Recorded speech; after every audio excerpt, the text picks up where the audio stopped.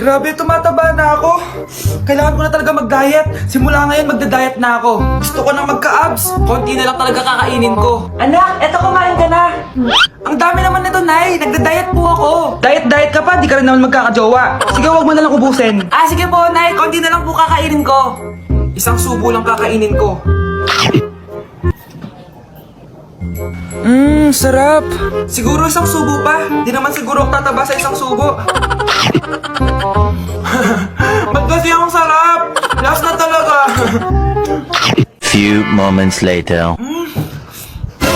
Ito na lang naman to. Kanina puno pa lang to ah. Oh, anak, anak pa nagda-diet ka? Akala ko din, Nay. Next year na lang ako magda-diet. Naipag-dalawang plato, gutom pa ako eh. Okay lang yan, anak. Kahit mag-diet ka, di ka pa din crush ng crush mo. Grabe, taba-taba ko na talaga. Anak! Ano po yun, Ma? Tandaan mo, simula ngayon magda-diet na ako. Wow naman, Ma! Kaya mo yan! Go, Ma! Tsaka, Ma, si Kuya pala may dalang cake kanina. Pero baka bukas na lang ako mag-umpisa ng diet. Asan ba yung cake, anak? Nandun po sa ref, Ma.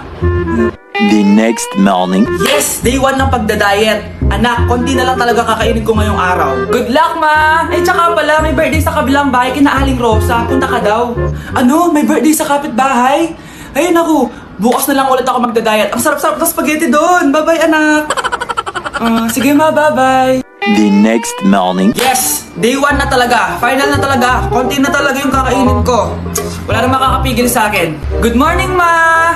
Ma, may dala palang lechon si Papa. Gusto mo ba? Ay, naku, anak. Diet ako. Hindi na. Hindi na ako magda-diet. Pare, anong itsura mo pag nawalan ka ng pera? Nasaan yung 5 ko? Nawawala yung 5 ko! Uy, paano naman pag nanalo ka sa loto? Loto? Yay! Nanalo ako sa loto! Uy, Ano? paano iniwan ka ng jowa mo tapos nalaman mo meron na siyang iba? Oh, ba't ganyan mukha mo? Ba't parang di ka malungkot? Paano ko malalaman yun? Wala naman akong jowa. Tsaka di pa nga ako magkakajowa, iwan na agad. Di ba pwedeng maging kami muna? Tsaka pag ako nagkajowa, diretso simbahan na yun. Di ba, crush? Lalambingin ka't aalagaan, ikaw lang ang tatabihan sa higa. Kilala ko to ah. Si Ini to. Si Ini? Si Iniwan. Iniwan. Grabe ka naman sa kanya. Wait lang. Dahil iniwan ka, sige, pagkakanta na lang kita. Dahan-dahan mong bitawan, puso ko di makalaban. Okay lang yan. Nandito naman ako. Di kita iiwan. Lalambingin ka't aalagaan, ikaw lang ang tatabihan. Uy, alam mo yung Don't Leave Me Challenge? Don't leave me challenge? Oh, yun yung Don't Leave Me, Don't Leave Me. Don't leave me? Kahit sabihin mo nga sa kanya, iiwan ka pa rin nun. Akin na lang ganito. Pero ako, hindi kita iiwan. Sa iyong tingin, palang ako ay natunaw na. Mga titig mo sa akin na. Update sa nawala kong passport. 9 o'clock na ng umaga at literal na wala akong tulog sa kaka-overthink ko. So pupuntahan ko na yung store kung saan ko naiwan yung passport ko. Lord, sana nandun pa. Nag-search ako tapos 10 AM daw sila nagbubukas. So pupunta na tayo doon bago sila magbukas. So naglalakad lang ako papunta sa subway. Nandito na ako sa subway, guys, and kinakabahan na ako. Hindi ko talaga alam gagawin ko pag wala talaga doon. No, hindi pwede. Makakapag-Japan kami. Kasi sayang yung mga binayad ko, be. Guys, nakasakay na ako. Guys, nandito na tayo. Kinakabahan ako. Tapos naiihi pa ako. Guys, wish me luck, Lord. Please, sana nandun. Nandito na tayo sa Myeongdong, guys. Tapos dun yung papunta dun sa store. Ako lang pala mag-isa ngayon, guys. Hindi ko kasama si Honey Bunch. Solo traveler. Pinapaayos ko kasi siya ng mga gamit. Pag uwi ko dun sa hotel, diretso na kami airport. Ganun. Grabe sa isang katangahan. Sobrang mahal. Mahal maging tanga dito, guys. Wait lang, may napapansin ako. Parang ang fresh ko dito sa Korea. Yung glass skin, no? Ito yung store, yung tier. Diyan ko nawala yung passport ko. Lo, tinitignan ako na ito, oh. Guys, may mga staff na. Try ko magtanong if may nakita silang passport. Sana pansinin ako. Hello? Deadma challenge sila, guys. I left my passport yesterday here. Yes. Can you please check? Guys, ano nandito? Kinakabahan na ako. Lord, please. Magkakabait na ako, please. Hala, guys. Hala, ano tong hawak ko? Passport ko yata to. Yes, makakapag-Japan tayo, guys. Over naman, no? Hindi na siya nag-overthink. Inisip ko ngayon, pupunta tayo ng Japan. Guys, nasa airport na kami. Tuloy na kami sa Japan. Bye, Korea. Ano masasabi mo? Alas na tayo ng Korea. Babalik pa ba tayo dito? Yes, at sana next time hindi mo na makakalimutan yung passport. Nandito ako sa Japan at kakain tayo kasi di ako makatulog, guys. Time check, 1 AM na. Imbis na natutulog, kakain tayo. Buti na lang talaga sobrang lapit lang ng Family Mart sa hotel namin. Ito yung hotel namin, tapos ito lang yung Family Mart. Diba sobrang lapit? Sobrang daming pwedeng bilhin, oh. Daming onigiri, oh. Kuha tayo neto. Mukhang masarap tong chicken and vegetables. Hindi naman ako sobrang gusto. May mga gusto lang ako itry. Kuha tayo netong favorite kong drink. Try naman natin tong blueberry na flavor. Tapos ganito din yung Yakult nila dito. Actually, pampatulog pala to. Akala ko Yakult talaga siya. Ito muna bibilin ko dito. Hanap tayo ng 7-Eleven. Ito guys, may nanap ako 7-Eleven. Parang masarap to, oh. Mukha siya lasagna. Tikman natin. Dito na lang natin siya kainin sa labas. Parang fantasy din kumain dito sa kalsada nila. Sobrang safe dito sa Japan, promise. Unahin na natin tong sushi. Alam nyo ba, kahit maglakad kayo mag-isa dito, sobrang safe, promise. Walang mga haras sa inyo. Walang kriminal, ganyan. Kaya ang sarap maglakad sa labas kasi alam mong safe ka, di ba? Tapos, sobrang babait pa ng mga Japanese. Swear. Pero sabi naman ng ibang Japanese, parang mas lang nila yon, pero ang totoo, ginajudge ka nila. Pero at least, di ba, mabait sila. Di kagaya na pumunta ako ng Hong Kong, sobrang susungit ng mga tao, sisigawan ka pa. Kapag may hinahanap ka, talagang tutulungan ka nila. Tapos palagi sila nakasmile. Kaya promise, Japan talaga yung favorite country ko. Last bite.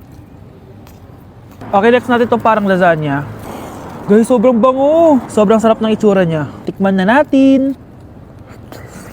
Ang sarap! Ito din yung gusto ko sa Japan. Sobrang sarap ng mga pagkain nila. Like, promise. Wala pa kami natitikman dito sa Japan na hindi masarap.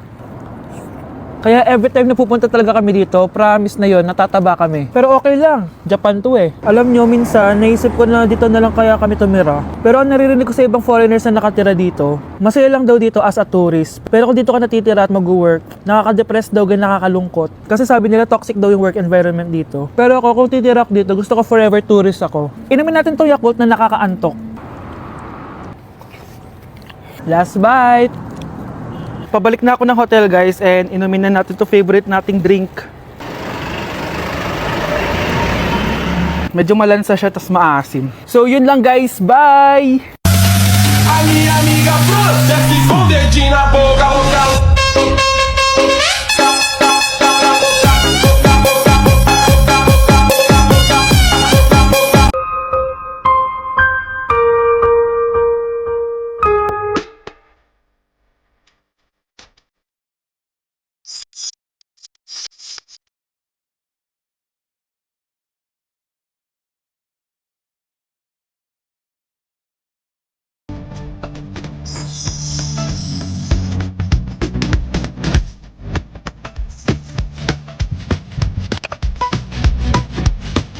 Aku tak bisa tanpamu. Hidup tidak berarti bila tak ada kamu. Kamu adalah inspirasiku. Terkangen suaramu. Nungguin ya. Terkangen suaramu. Tinggal manis saja. Tak mau bertemu, tinggal cari aku.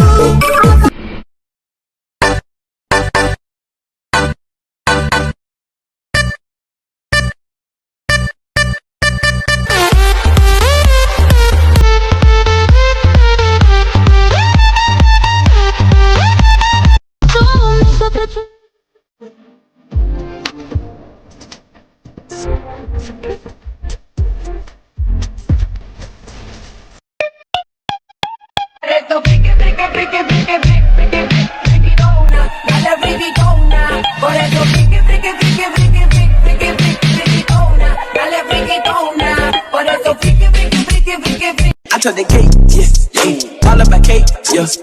Can't relate, all about cake, yeah. To the cake,